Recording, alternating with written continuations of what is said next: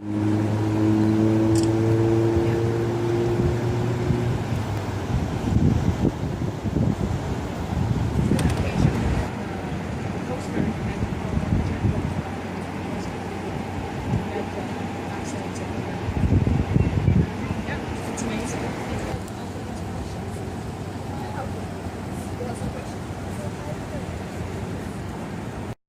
had a slack tide this morning, and then we went from slack tide to reversal, okay?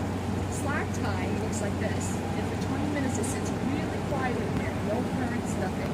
That's when the boats are allowed to go through there safely. Some of them wait, some of them don't wait, but they're supposed to wait for slack tide. So after slack tide, it starts to reverse, and you'll see little currents that are forming around that rock, and then it's pushing and pushing like it's doing now until you get to high tide, okay? High tide's just in about another hour, okay?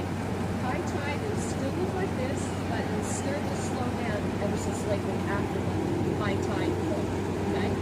Then it'll go down to another slack at 1:45, and then it's going to look like this again, and then the river's going to come back, and then we have low tide where it looks like this. So at each stage, the heights are different. So right now, the bay is sitting 14 feet higher in the river. So that is what's pushing the river backwards right now. There's a seal right there. They always distract me. Anyway, he's going fast. He's going fast. But there's so much water in here right now because of the high tide that's coming, okay?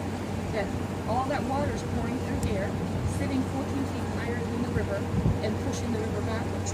Plus, this is like a lead to the Bay Funding. This is part of the Bay Funding. It goes out and around that corner, and joins a bigger body out there, which joins the Atlantic Ocean.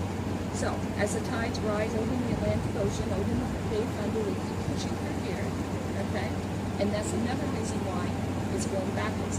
This is like a funnel effect through here, so the water's got no place to go. So there's two reasons. It's sitting 14 feet higher, and also it's got a funnel effect, no place to go, so all that force pushes that mighty river backwards, okay? The river to your left is the same